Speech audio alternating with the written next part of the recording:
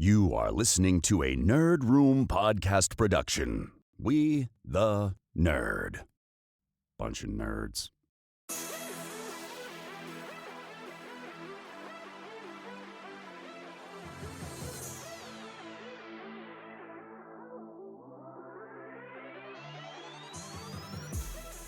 Hey everyone, and welcome to Nerd. We talk all things Star Wars, Marvel, DC, and beyond. This episode number 304, discussing the Book of Boba Fett, episode 1 through 3, Batgirl, and potentially the future of the DC Extended Universe. I'm one of your hosts, Tim. And I'm Carlos. And guys, it's just myself and my dude Carlos this week. This is going to actually be a shorter show. We're only going to be doing This Week in Nerd because of family, life, and circumstances. Troy isn't here, and he may not be here for a couple of weeks because he's out there grinding, trying to capture those funds to improve that nerd room that he talked about last week in our nerdier resolutions. And myself, I've had a crazy week with my family, so we're actually recording very late. So we're going to trim this episode down, but we are going to get into the content. Of course, talking about the Book of Boba Fett. We've got 3 episodes in the bag. We're almost about halfway through this first season of this Star Wars show on Disney+. So we're going to talk about our initial reactions to that. We're also going to touch on Jurassic World Dominion. We got some first look photos here. Both of us are very excited for this property, and they're starting to show the scale of this film a bit more through the photographs that they have released in Total Film, EW, Empire magazines, and we got some context around that. And we're also going to talk a bit about the DC film universe, DC extended universe, whatever you want to call it, post-Flash. It looks like we're moving into just an incredible space. We've got this film that's going to be dropping on HBO Max titled Batgirl, and it seems to be setting up what our future is going to look like out of the back end of 2022 once we get through some of these big pillar films this year in the DC universe. And we're also going to touch just a little bit on some Batman news as well. But Carlos, man, I appreciate you being flexible here, coming in at the last minute. This episode is going to drop maybe an hour after we record it. So I know, man. I'm last man standing with our crew here. It's a good thing you expanded the roster. Yeah. Ian will be coming in and backfilling some of this, but given the craziness of life and the chaos of it all, we just couldn't make everything work, and here we are. We always promise something will come out on Thursday. You almost had Troy and Carlos, and then you almost had just me. But we're here to deliver that content, and I couldn't be happier than talking a bit of nerd, and escaping from the realities right now is a good thing. No doubt, man. No doubt. So, man, let's just get into it. Let's not waste any time. Let's jump into This Week in Nerd.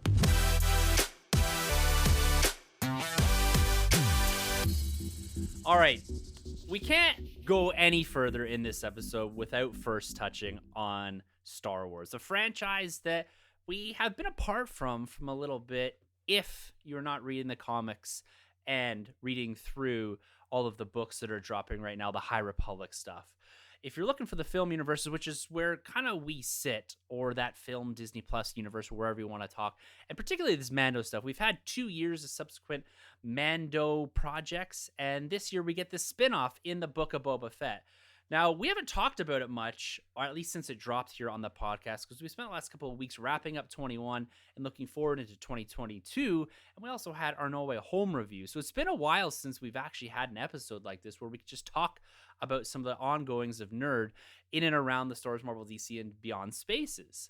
So let's talk about Book of Boba Fett. I had a great conversation with the guys at Vigilante 1939, a kind of kickoff live stream with them where I expressed some of, not so much my, I didn't love the first episode. It wasn't as capturing as, say, the Mandalorian first episode. And I think this show is taking a little bit of time to ramp up. I'm very pleased actually with episode 3. I had a lot of fun with that one, but I want to hear your thoughts. We haven't talked about it much, and you haven't talked about it on air, about the Book of Boba Fett. The first 3 episodes, man. Initial thoughts on what is about the first half of this 7-episode season for Boba Fett. Yeah, it's all right. I don't know quite what to make of it, to be honest with you. After seeing episode 3, I kind of, in prep for the show, came to the conclusion that they had a really great 45 to 60-minute story to talk about Boba's escape from the Sarlacc pit, Mhm. uh, uh, being integrated into the Sand People and their culture, and finding his new way forward to take us to that point that we meet him in the Mando. And then they have probably a good 60 to 90-minute show about Boba taking Jabba's throne. But the whole thing as a continuous series, it seems to be pulled a little thin Mhm. in parts. And then there, there's parts of it that really live up to that grandeur and that refinement that we've come to enjoy from Star Wars. There's just a certain swagger when Star Wars is done well. And then you get stuff like the Mayor's Major Domo, and every time that guy is on screen, it's full out amateur hour. It is. This is like sci-fi network TV. Like, I'm just like, what? How is this all in the same show? but It feels it like, yeah, is. it's like Star Trek, kind of like TV Star Trek. This guy, the Major Whoa, Domo whoa, or whoa, whoa, whatever. whoa!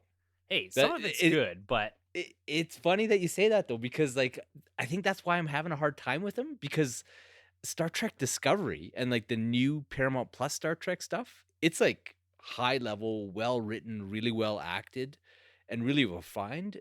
And Mando was kind of on that level, but then this Book of Boba Fett show, it's like I don't know what's going on, but I get what you're saying. It's like that 60s Star Trek show for 60s sure. are next generation when you've got 25 episodes in a season and you're running for however long that show ran for, right? You're eventually going to Yeah. run into this stuff Mhm. right here. And that I agree with that level of refinement. And I find that there's a couple things with the Book of Boba Fett. I'm enjoying it, but there's also an expectation, I think, that Mando set for the scale, size, and scope of this show.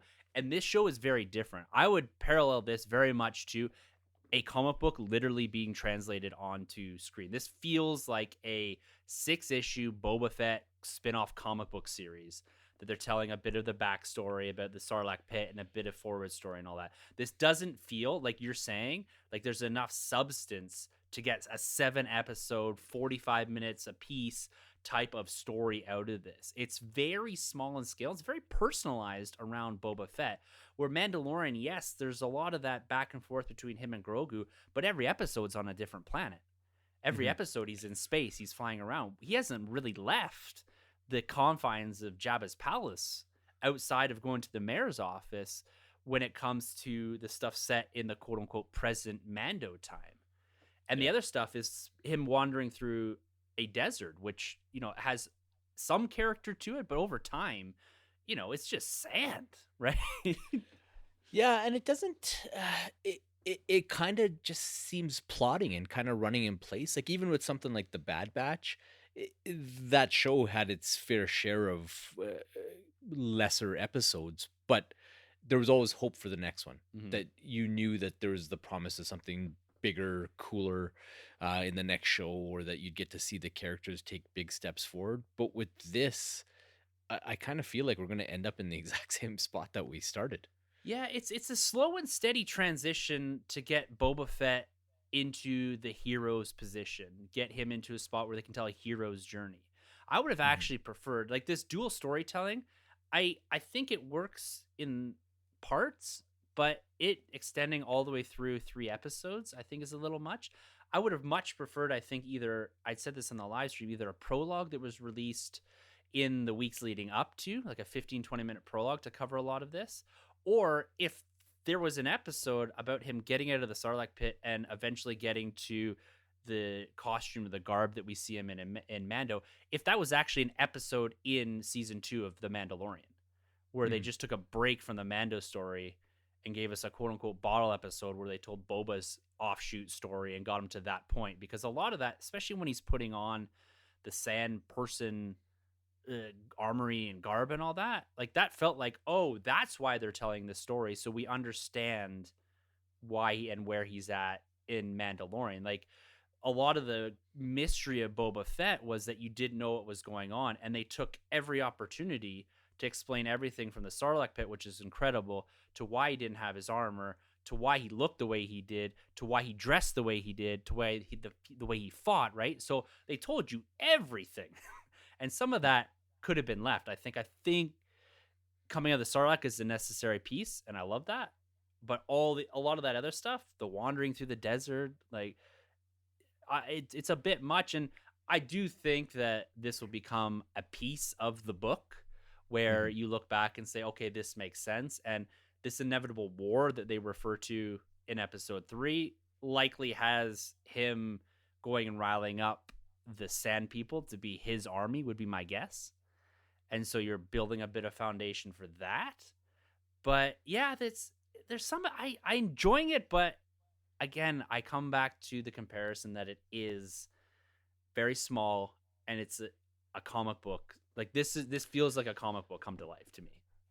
Yeah, like I almost would have preferred like a series of specials, like I Hmm. said, a 45 to an Yes. hour with just the escape from the Sarlacc pit, the Sand People, and maybe him then returning the favor with Fennec. So then we know how they hooked up, and then maybe an episode like 60 to 90 minutes, the story they're telling now, and then an episode with your big war kind of thing, Yeah. right? Um, or maybe you just tell the story of um him, like maybe the story should have been where he goes in the last moments of the Mandalorian season 2 and leading up to him taking that throne, right? Hmm. Going through that decision making process as to who am I, what am I all about, right? Cuz it was interesting in watching the episode today.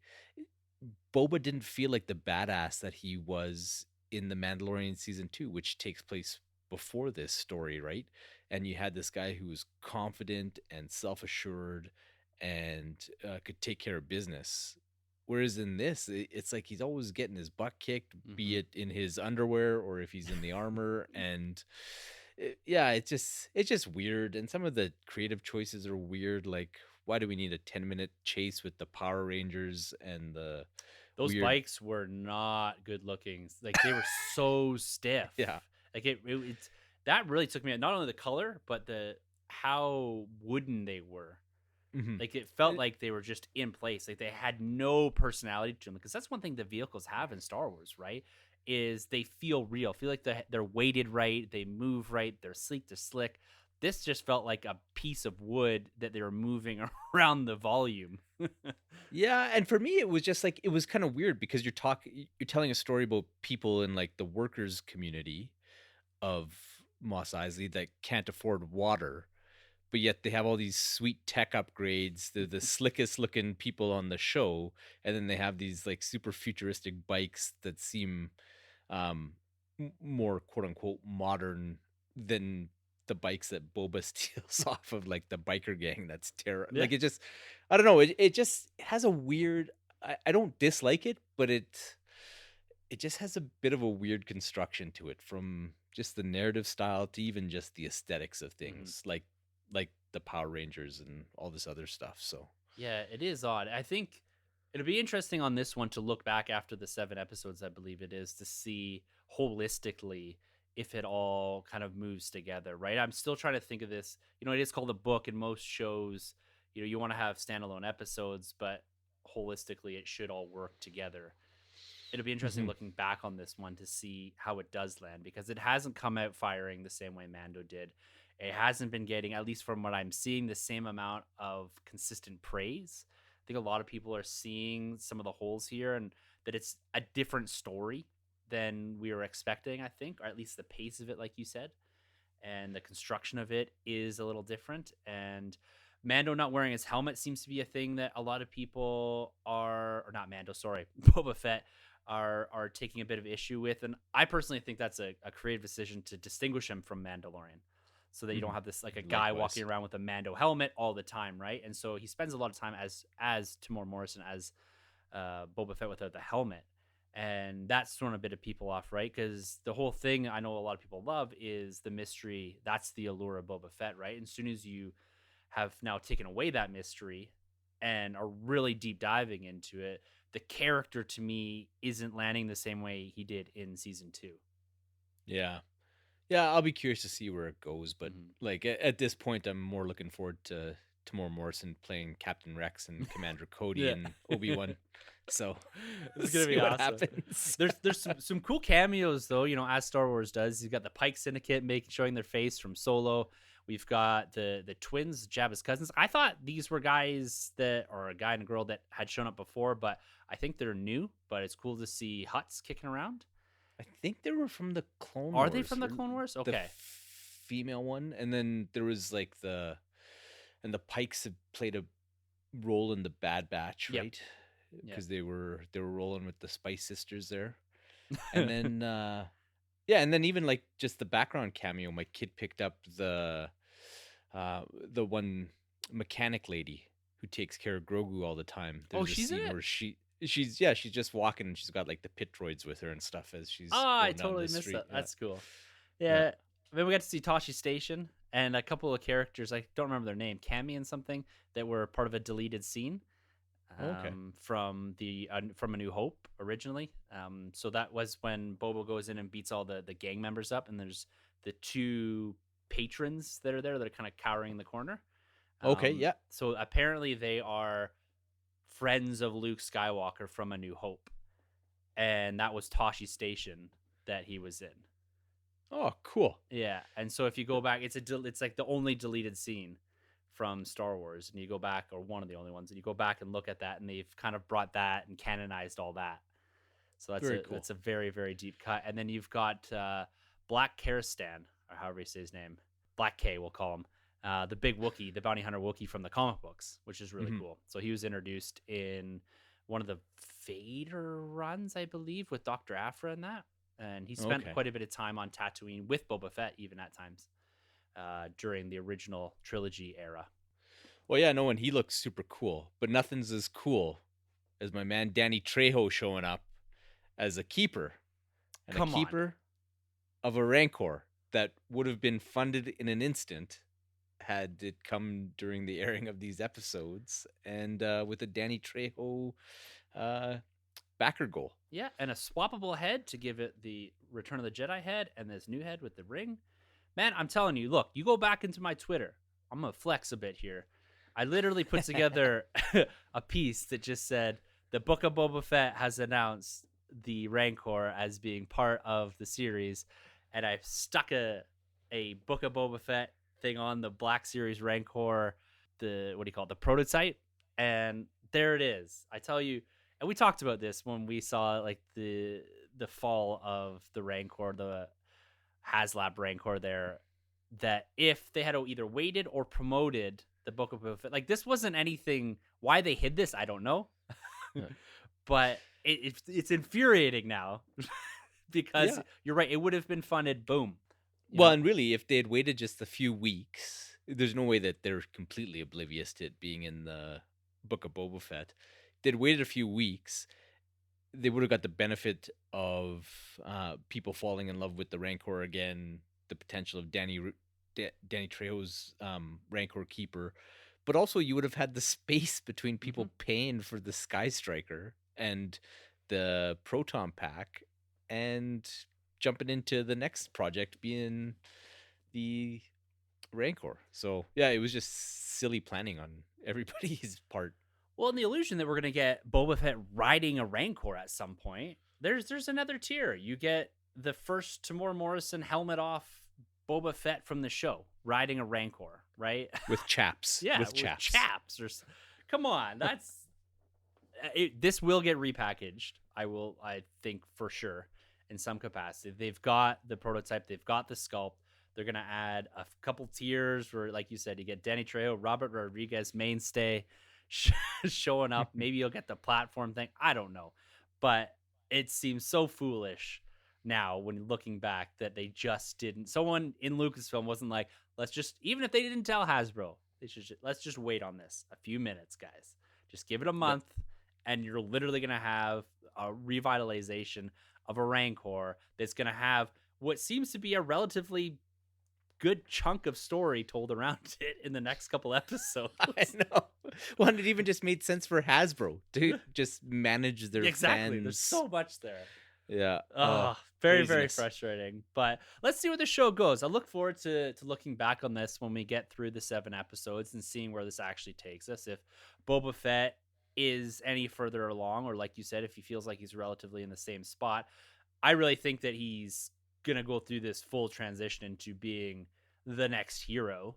I don't think they want him to be or have any ambiguity to him whether he's good or bad. He's going to be a good guy, and that's how Disney's going to run with him, whether it's for toys or the park stuff or in general. They need another hero or they want another hero, and Boba Fett's going to be it. He's no longer the bounty hunter or the gray zone. He is going to be Boba the Great. I don't know. Something like that. Yeah, that's true. They've renamed his ship, so they might as well kind of go all the way, right? Yeah. Well, moving on here, man. We're going to put Boba Fett on the back burner for another couple episodes, but let's talk about Jurassic World Dominion. This is something that we talked about last week as being one of our most anticipated films for 2022. And they're starting to slowly roll out the promo campaign here. We got some images over the past couple of weeks, of course, off the back end of the prologue being put in front of us of some of the main cast, not of the old cast, but the current world cast with Chris Pratt and Bryce Dallas Howard making appearances in some of these photos. We've got newcomer to the franchise in DeWanda Wise, so she'll be coming and joining up with Pratt and Bryce Dallas Howard to chase some dinosaurs around the planet. And that's the thing that I really want to point out here with these images. You can go and search and you can find them. They're all over the place. The Jurassic World main Twitter feed's going to be retweeting all these. Is that the key? What we're seeing here, man, is the environments that we're seeing these dinosaurs in. Everything from your typical jungle swamp setting into winter and tundra looking stuff, which is really cool, which gives us this feel like we talked about last week about the global scale of Dominion and how that is going to change the status quo of this franchise. And for lack of a better term, swing open the gates, pull down the fences, and let this franchise run wild, which is what has me excited about these photos. What are you taking away from some of these? You know, we've got some dinosaurs in the background, some new raptors Trevorrow was talking about, new dinos, new environment, new everything. This feels like we're really jumping into a Jurassic World, if you will. Yeah, no, you put it perfectly. It does feel like this kind of global movie for the first time. Like Pratt with that, it looks like a raptor, but it's like an atrociraptor. Mhm. Those thick Look at thick you thighs go. don't Look lie. at you go. The thick thighs don't lie, man. Yeah, but that like it's just neat to see him in that kind of setting, right? We had Bond riding around in No Time to Die in a similar type setup, so now we have Pratt with the Atrociraptor there, and yeah, like the image I love the most is that one of him with the Parasaurolophus in the snow. Oh, so good. Being Canadian, it's like, I'd love to walk into the 12-mile coulee there and see a few of those dudes doing their thing. And yeah, but like with DeWanda Wise there with the knives, like she's got like the taser knife or whatever. But I don't, man, could that be Kelly? What? Ian Malcolm's daughter? Give it to me all day, bro. That never even crossed my mind. That's all I want. I literally have the only action figure for right behind me. I think that would be awesome. And like, It'd be so cool.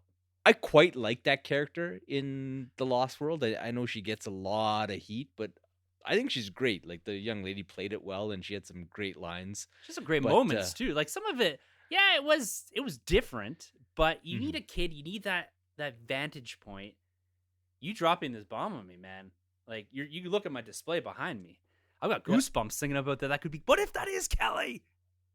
I would love it, man. I think it would be cool and a good way to give her a bit of swagger and agency back, and it would give Goldblum a bit more of an interesting role than what Mhm. he's had in the World Series to date.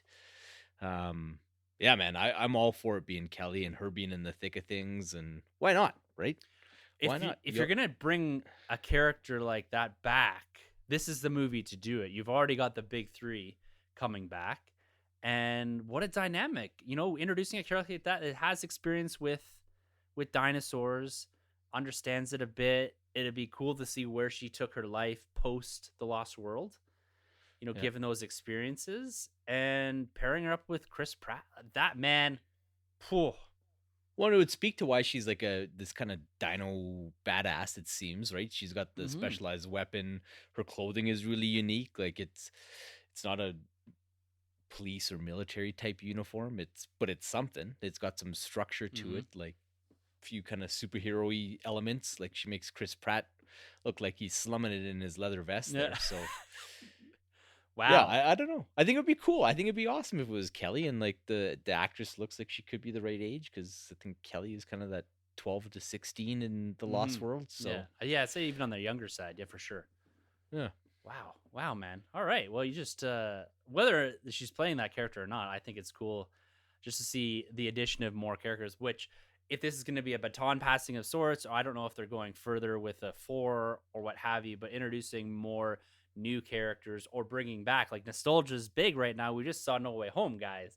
Nostalgia's all the rage. We got Multiverse of Madness here. We've got The Flash coming up. It's bringing characters back from the 80s and 90s is exactly what we need more of. Well, and if you're gonna have a legacy character carry on through whatever the franchise becomes in the future, Mm-hmm. I think she'd be the perfect one, Yes. because she's young enough and you can get some mileage out of her, right? Like, as much as I love Grant and Ellie and Ian, I don't know that we need to see them long term in a substantive way through the next movies. This is a swan song for them, if I'm Yeah. being honest. I think this is, you're capping off this world trilogy, and I think bringing them back is the right move. But like you said, it could be in the range of a glorified cameo to a little bit more meat on the bone. But ultimately, they're not in it for the long haul, right? Mhm. And I had to pull this out. This is my Kelly action figure. She's amazing. She's amazing. She Exactly. comes with the trailer. It's the only way to get her. That's cool. Perfect thing for her to come with. Yeah. though. Right. Stowing away, just like in the movie. Yeah, exactly. Ah, man, that conversation got me even more excited. If that was even possible, I'm even more excited for Dominion, one way or another. And like you said, new dinosaurs, new raptors, which lends to the idea that you've been really pointing at over our last few discussions with this, is that there's likely something else going on too, with the world getting their hands on this technology and it being less of a pure InGen thing and multiple companies now competing and introducing new species either on purpose or by accident to the planet as well, because these raptors we've never seen before, there's no reason they should be around other than there's other people now kind of like cooking dinosaurs in the backyard, right? Yeah, like I almost wonder if they'll tie it into Camp Cretaceous, and that's why we're seeing the diversity in locales, with if they'll kind of play around with the biomes Oh, wicked. deal that they have going on in the current Yes. season of Camp Cretaceous. But yeah, I hope it's not that. Not that I dislike it, but I think it'd be cooler if it's just the actual planet that's infested with dinosaurs, as opposed to this contained spot with these different environmental biomes. But either way, it's dinosaurs, and I'm there for it. Oh, all day. We got to wait till June to get this one, but we shouldn't be too far off from an official trailer. I've heard rumblings a month or so until we get our first good look at this live action, not just these photos. And these spreads are usually the precursor to something bigger, not only a poster, a synopsis, and then, of course, the trailer. We're less than 6 months out at this stage from, I think it's June 10th-ish it comes out. So we just clicked over the 6-month to Jurassic World Dominion, and fingers crossed we don't see any knock-on effects from what's going on now globally. But this one looks pretty safe, I think, at this stage. So we're gonna be talking about a trailer in a few weeks here, man. There'll be something, because it seems like every 2 weeks they dropped an image, if my reading of the dates was right. So yeah, every 2 weeks they might be wanting to line themselves up to attach a trailer to the Batman. Oh, And yeah. Oh man, what a segue! Look at this guy. yeah. Sweet, we gotta spend the rest of our time here talking about that man, the Batman. Look, I raged on about the Batman in our episode last week, and it was a real celebratory piece on the year of the Bat, and that's really what we've transitioned to, from Spider-Man into the year of the Bat. We've got the Batman coming here in early March. We've got some news here about the Cape Crusader, the animated series that's coming, which is very exciting, and also Batgirl. Like this universe is quickly developing into something that is extremely exciting. I cannot say enough good things about the direction that DC is going. Big or small screen, character that is recognizable from the 80s or brand new character that is coming in and being introduced for the first time in these universes, all of it seems incredible to me.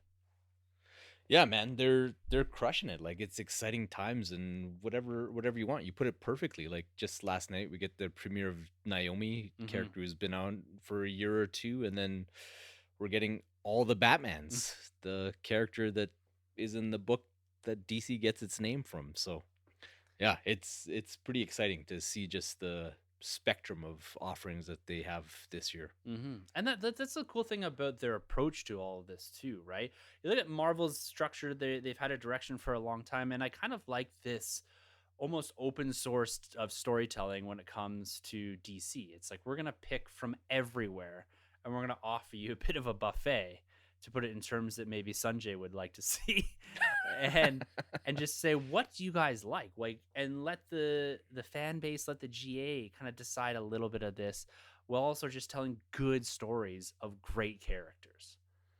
Hmm. And Well, and I've been banging on since I joined the show. Like, I'm all about the character over continuity thing. mhm. So it's like, yeah, it doesn't all have to fit, right? Like, I would bet my house that the Peacemaker doesn't tie very closely, if at all, into Superman and Lois or No, Naomi. it doesn't But need to. yeah, all three shows dropped this week, and that's cool, right? Yeah, Watch what you want. we're on the edge of it. Isn't it tomorrow or the next day? When does Peacemaker drop?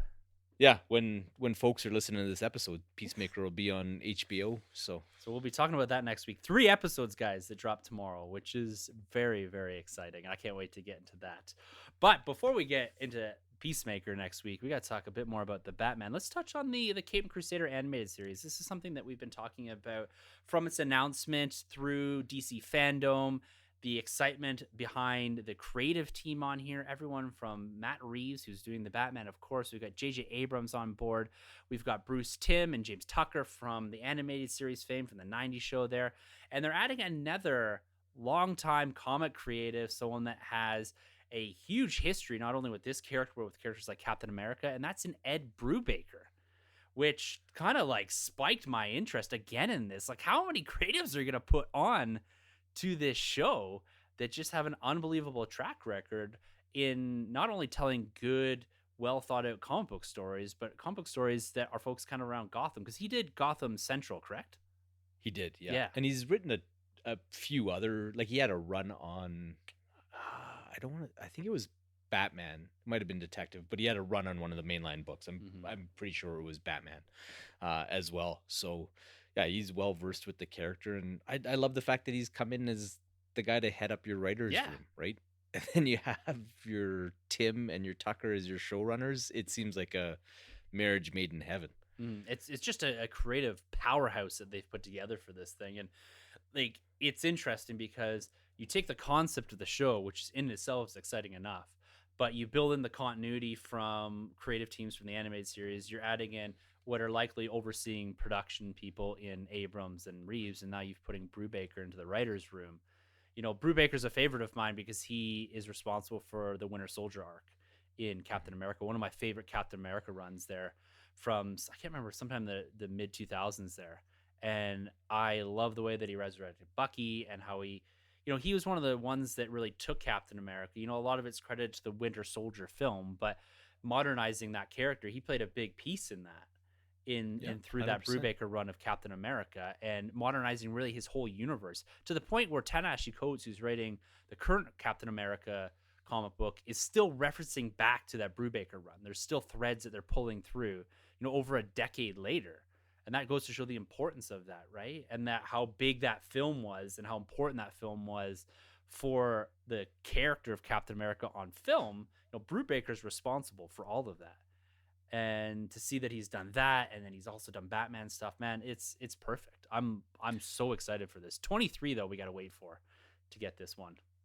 Yeah, but if they're gonna do it right, I'm here for the wait. Like it. Well, we got it's enough fine. content coming at us, enough Bat content, anyways, this year. No, it's true. It's true. And that'll be a perfect way to kind of, maybe if 23 is a bit of a step back from live action Batman, you have the animated series front and center, and that can be your showcase piece while you let other DC characters take the spotlight for a bit. So, yeah, it'll be good. And I think he's an ideal voice to be in that room. Yeah. Just based on his his history, and also he seems to be the kind of guy that can work in a collaborative space, which Yes. is required, right? Because we've seen guys that are great writers that just can't collaborate on these types of projects, but he certainly seems to have the constitution for doing that. So Oh, man, it'll be a gooder. it's I can't wait. And I like actually now that you say that about taking a bit of a breather in 23 and transitioning to something a little different for the Batman. It's got me excited now a bit more because I was a bit disappointed when I read, oh, okay, it's 23. But yeah, it's kind of gives us a nice holdover because there's so much coming out in 2023 right now to be excited about in DC. And one of the things, of course, is the Batman. We've been praising this for months and months and months. The trailers, everything looks incredible. We got a rating for it this week, PG-13. What's your take on that? Necessary? Should it be R? Should it be PG? Feels about right to me.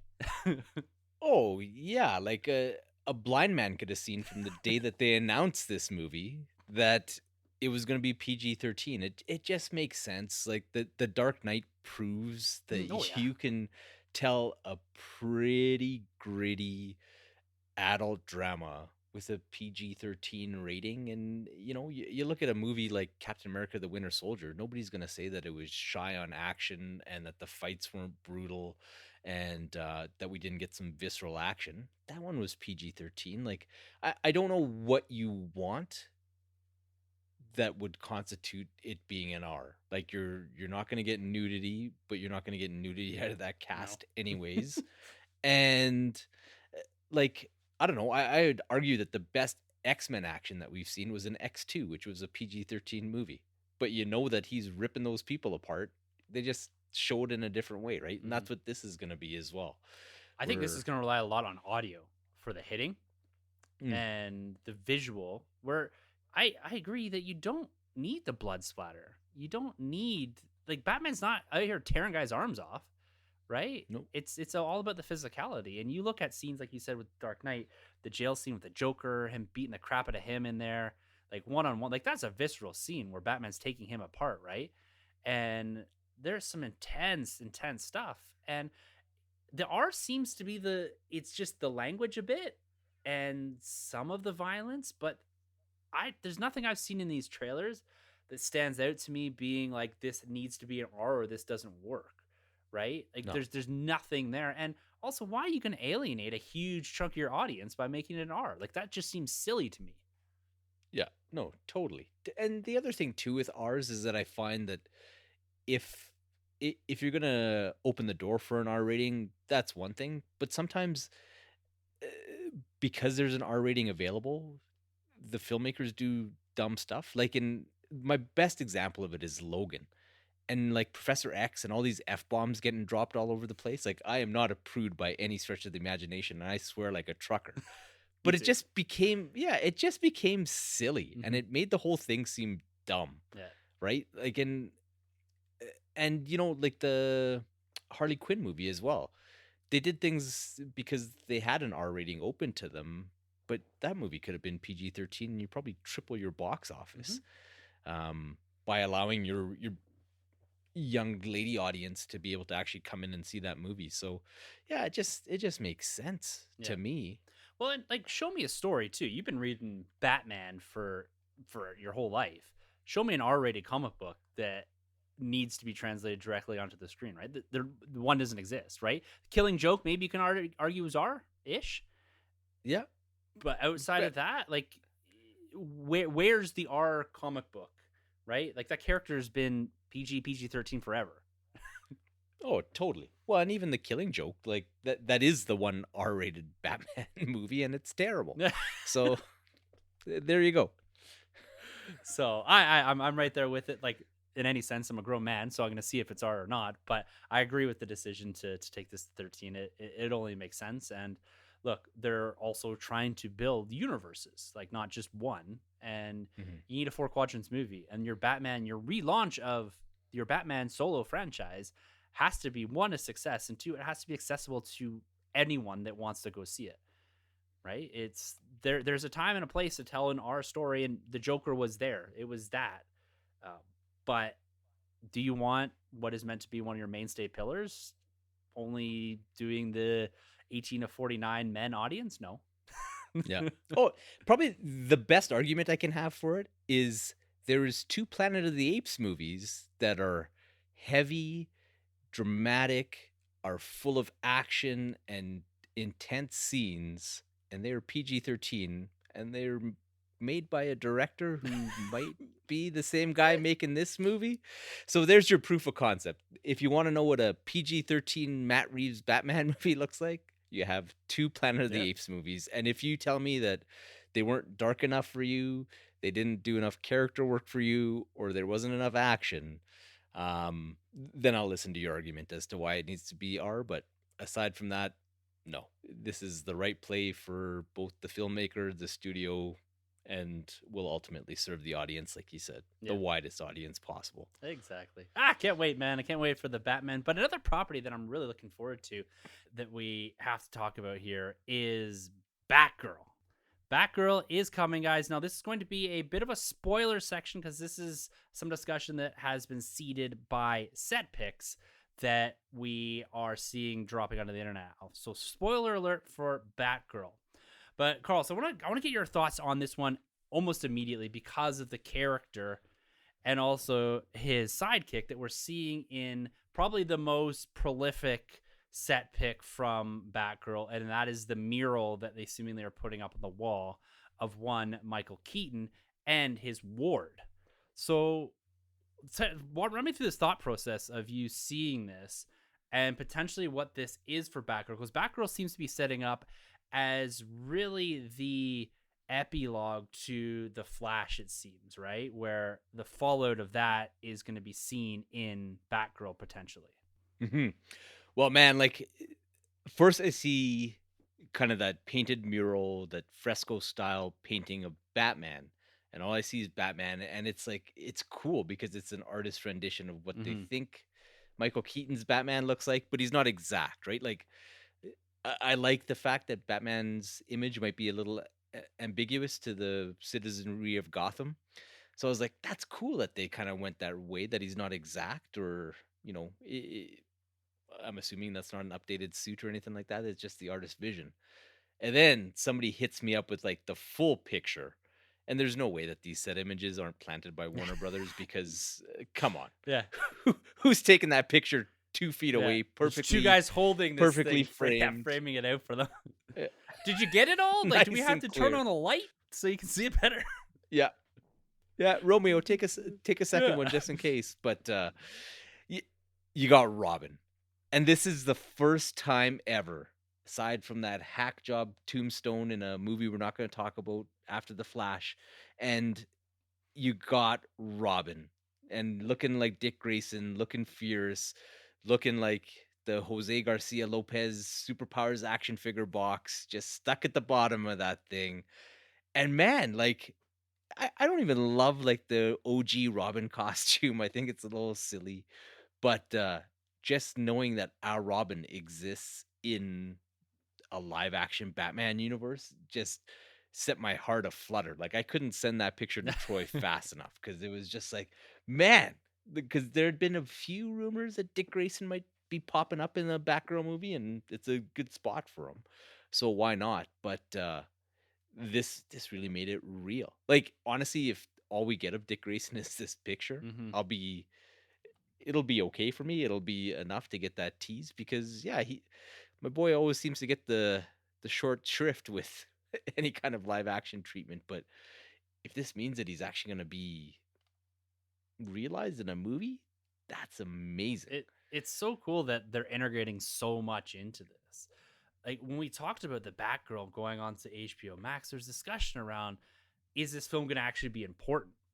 I think this is one of your biggest signs yet that they're taking this as not only a significant piece for HBO Max and the storytelling, introducing Batgirl Leslie Grace in this role, but this is going to have significant, at least story implications, narrative implications for the grander DC universe going forward. Like this is like a nexus point, it seems, for everything that is going to be going on throughout this year.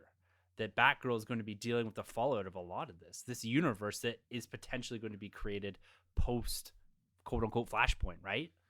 Oh, definitely, man. And one of the other pictures that kind of got leaked was a Black Canary that's clearly Journey Mhm. Smollett Bell's Black Canary from Harley Quinn and the Birds of Prey. So that's pretty sweet too, and kind of seeding that, and maybe lends a bit of credibility to the rumors that she'll be in a mentor role, which is perfect, perfect for that character's reintroduction to the larger fan base. And there's a couple other characters too, like Yep. Hugo Strange got a bit of a tease, and the coffee shop that Babs goes to, and then she had that red She did. hair. The ginger ninja is in full effect. So I don't know. And you look at the set photos, and there's a couple selfies that the directors took, and they're just vibrating. They're so excited.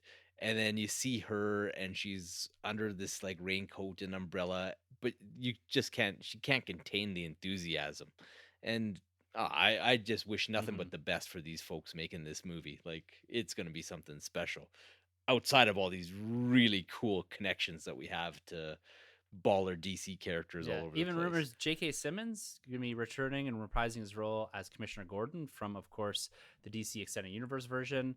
You're getting Michael Keaton coming in from '89, who's going to be reintroduced, of course, in the Flash. Like you said, we've got Journey Smollett that are coming in from that Harley Quinn, wherever that universe actually is. If that's actually part of the EU or not, I don't know. So there's so much here that is really kind of amalgamating into this piece that is continuing to prop this up. And then you, like you said, you layer on top the fact that Leslie Grace is just so excited to play this character and get the screen time for this character that I think is very much deserved at this point in the storytelling. And it's got me pumped up for this. No, there's discussion too around her actually taking up that bat mantle for a piece of time here in this post Flash world, where of course Keaton's moving into that mentor role, and she's really taking up that mantle inside of Gotham City. That paralleled with Sasha Calais' Supergirl potentially taking a bit more of a lead in the super side of things. What's your thoughts on what this, from the set photos and some of the other discussions that we've had and that are being had online right now about the post Flash world that we're going to be living in with whatever this connected DC universe is or is going to be? Yeah, as far as Calais' Supergirl goes, I think she's a Mm-hmm. piece of a bigger family. Like, I don't think for a second that we're not going to see Yeah. um, Superman, and I think it's going to be Cavill's Superman in the Black Adam piece, like, and in that universe and whatever they do going forward. Like, I don't think she's replacing him by any stretch of the imagination, and there will be a Superman and a Supergirl concurrently working. And even if there's not, you have an amazing Superman Yeah. on Superman and Lois, which is one of my favorite versions of the character ever. So I get my Clark Kent itch scratched either way. As far as Batgirl goes, it kind of makes sense because you have Pattinson's Batman operating in that prime of his Mm-hmm. life, getting into the prime of being a vigilante version of Batman going on. And so then you don't want to compete with that. So you'll have your elder statesman, Bruce Wayne, in Michael Keaton being the man in the chair. And I was cool with it, but now I'm really cool with it, with the sense that it's not going to be just a Batgirl, but potentially a Bat Mm-hmm. family Nightwing, maybe. that's taking care of business. Yeah, man. Like, it's going to be Gotham Knights. Look how excited we all got for the video game. And essentially, it's kind of the same Mm-hmm. premise, except Bruce isn't going to be a Talon in the Batgirl movie.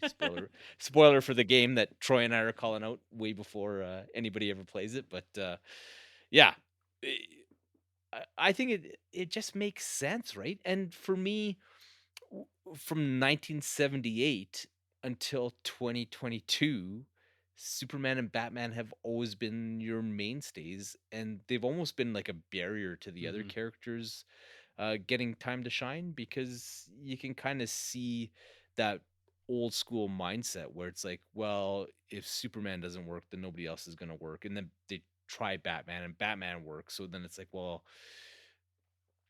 only Batman can work and none of these other characters can fly. And Warner Brothers has always kind of been hesitant to do anything else, right? And I give full credit and love to Kevin Feige for being the guy to kick open that door and say like, hey, idiots, like it can all work. You just got to trust Yeah. in the characters. So yeah, he's the guy that you have to thank for them taking these risks on the other characters, and it just makes sense. Like, Mhm. why not? I, Why not? I'm right It's there with you. I'm here for all freaking day because I think your point is a really good one about what we'll call a brand recognition for Batman, right? You have your Batman piece happening over here, and then you're going to Mhm. have, yes, your connected universe story is a little different, a little bit further progressed, maybe where you don't actually have the Bruce Wayne Batman, but you're also now allowing these stories to be told with Dick Grayson and Nightwing potentially, Batgirl, whoever else, Red Hood. I don't know, right? There's so much you can do there, and so many stories you can mine from that people, like you said, absolutely love. Like, why not take that opportunity? What are we gonna wait 10 years until we have an established Batman before you start telling those stories? Like, why not get to them now? oh, totally right. And then you don't have to go through all this clumsy storytelling of Dick Grayson, like how long does he train for, and is he like a 10-year-old kid? Well, that's not going to fly, so we have to age him up to be in the college Dick Grayson. And well, then if he's a college guy like in Batman Forever, then why does he need Bruce Wayne to, Mm-hmm. like, do you know what I mean? Like, it's just, yeah, there's Batman and Robin, and now Yeah. he's Nightwing. Well, Let's then go. run with these stories, run with Let's these go. characters, and you open yourself up to the ability to tell and potentially do things like the Quarter Owl is just a little bit twisted, like they're doing in Gotham Knights, right? Or Mhm. opening up to things that have happened in the past, and you now have an avenue to tell a bit more of that missing piece between really Batman Returns and now, right? You can leverage those stories still, and a Batman of sorts, and having those have some sort of cascading effect into the present day. I think that you just allow yourself way more room to tell stories other than limiting to. And then if you don't like that, guys, there's a giant movie coming out of the March 4th called The Bat, like literally The Yeah. Bat. There's your Batman. And you know what? It's they're moving on, they're opening up their ability to tell stories and run with a Nightwing trilogy, run with the Batgirl. You know what I mean? Like, to me, this is just, it's not only good storytelling, but it also is setting your studio up for a future with strong, diverse character sets that you don't have to have your phase one and phase two to introduce these characters so that they can pick up the baton in phase three and phase four. If you can relate that directly to Marvel, right? We're seeing that happen right now. It took them 12 years to pass the baton to a new Black Widow, a new Captain America. They don't have to do all that stuff. They're just going to run straight into that piece of the storytelling. Well, and you can build it right into the movie that you're crafting, because Marvel did it Mm-hmm. with Ant-Man. Because you had a Hank Pym Ant-Man Very that true. had a Yeah. full career and did all of his stuff, and he was retired and out to pasture. And not only did they introduce a new Ant-Man, but the new Ant-Man wasn't even directly connected to Mm-hmm. the legacy of Hank Pym. It was just this guy that Yeah. happened to rob him, and then the story unfolds from there, right? So, yeah, if they could do it in that space, I have every confidence that DC can do it with, having pieces that actually will have some connection. And my mom knows, well, my mom might be a bad example because she's so connected to it, but your wife's mom knows that there's Batman and there's Robin, and Robin is the guy that was Batman's partner. Job done, Yeah, no, you right? don't need any. You don't even need like a credit scene to explain anything. It's just Batman and Robin. They're Robin's Yeah. old now, retired maybe, and he's doing something different, right? He's Nightwing now. Or I just like the ability that we're gonna see new stories, right? We're gonna see Hmm. a new Batgirl. We're gonna see Nightwing. We're gonna see all of this stuff put out in front of us, and it's gonna be on HBO Max. I think. Correct me if I'm wrong. Blue Beetle's been shifted to a theatrical release now, right? This one, Yes. I'm Yeah. curious if they'll do the same. If they'll, not that it's, I think that HBO Max isn't a platform worthy of this story, but I'm thinking as this grows and as they're investing in it, that they're seeing things like No Way Home, which this won't be on that scale, but you're seeing a mixture of present day and nostalgia, and whether this could have a serious impact on a box office at some point, right? If the Flash or the Batman or any pieces really light the world on fire, which I think they will, it would make sense for them to, at a minimum, do a day and date with this one. Oh yeah. Well, and Batgirl is just such a Mhm. super popular character. I think they underestimate how popular she is. So that plus all these draws with Keaton and Robin and everything else, like, yeah, I wouldn't be surprised in the slightest if they Mhm. shift this one to some kind of hybrid or just straight out put it on in theaters and be like, yeah, we'll give you something else Yeah, on or HBO just Max. they're doing the Why not? 45-day window on HBO Max this year, aren't they? With some of those releases, I think the Batman's a 45-day, if I'm not mistaken. Mhm. So it's Yeah. like Eternals dropped today or yesterday, whenever it was. So like that movie was just in theaters, so you don't have to wait that long if you want to wait out Yeah. for the at-home movie or your home movie theater experience. It's not long. 45 days is a blink of an eye, I feel like, in this world. Oh, totally. One, just the quality of the production, the way it's starting to go. I'm like, you know what? Let's just see Mhm. this thing on the big screen, and it'll be on HBO Max soon enough. And I don't think they're trying to woo subscribers as much anymore. It seems like they've had some pretty Yep. good success in that regard, and that their experiment paid off to a certain extent. So, yeah, why not? If you got a special movie, throw it up on the big screen. And HBO Max, they're no slouch. They got some pretty cool stuff. They have that new Zoe Yep. Kravitz movie coming out that had a killer trailer. So yeah, there's plenty of stuff to fill that space. But yeah, I'd love to see Babs on the big screen, but those set photos, it's Oh skyrocketed my anticipation of yeah, this this movie. universe is exciting. Like we said, that this is a pivotal year, a pillar year for DC, and it looks like they're looking to continue that momentum well into 23.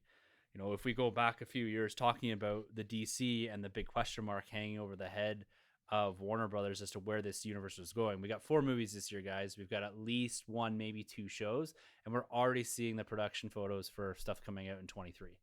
I'm presuming this is in 23, late 2022, early 2023.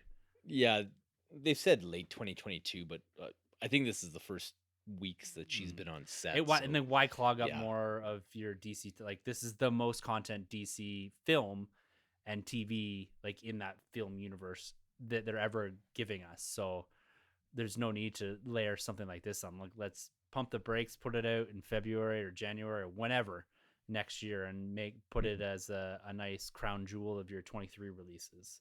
Would be my hope there, right? Oh, totally. Well, and like the fact of the matter remains is, like, we had a couple years where we had Mm-hmm. one DC movie. Like, we had one Aquaman movie, Yeah. one Joker movie, one Harley Quinn movie. So yeah, we can, when we have four dropping, we can spread Yeah, it out just a little bit. I think we'll be okay What? this year for DC content. That's for sure. So very exciting times for DC, for these characters, and really for the whole nerd world, guys. We talked about Boba Fett, Jurassic World Dominion. Here we've got the Batman coming up here, all this great stuff. So it is incredibly exciting, and we're actually gonna call it there this week, guys. We're gonna actually skip our week in nerd, as we said at the top. We're trying to cut this one down just a little bit to make the editing time a little bit easier on me, because you're going to hear this, like I said, about an hour after we've recorded it, because it's a bit late here on Wednesday night. But happy we got to actually sneak in that 3rd episode of the Book of Boba Fett, and looking forward to running that down once we hit that episode 7. Peacemaker next week, guys. As you're almost listening to this, Peacemaker's going to be out. Our boy Ian's probably already hopefully plugging into that in another time zone. So be very excited to run that down. And we've got some plans for some other things to happen regarding things like the box office, pool, and all that stuff. We got some ideas percolating. It's all coming, guys. It's been a little on hold here because of our chaotic schedules. But nonetheless, like we always promise, there will be something in the feed every single Thursday. And here it is. So happy you got to talk. And Carlos, I appreciate you pulling this together and allowing me to have a bit of a break from the craziness of life. Hey man, that's what it's all about, this nerd room space. Loving So it, man. Great celebration tonight. A lot of fun. If you guys like to be a bigger part of these conversations, you can always email us, thenerdroom@gmail.com. You can find everything we do at thenerdroom.net. The hunt is real, and it's over and on Instagram. We're slowly building that back up after a little bit of a hiatus through the holiday season. There's a nice Venom photo up there. I'm going to be putting some videos up here of some changes to the Nerd Room. So very, very exciting. So go over there and give us a follow.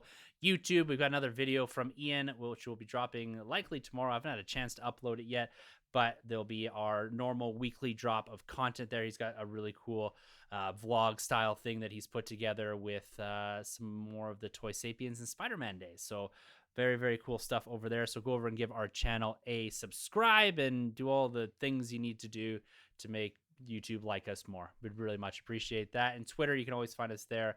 #WeTheNerd, or our handles are at the end of the episode. So guys, until next week when we have Peacemaker and a whole bunch more fun nerd stuff to talk about for the Nerd Room, I'm Tim.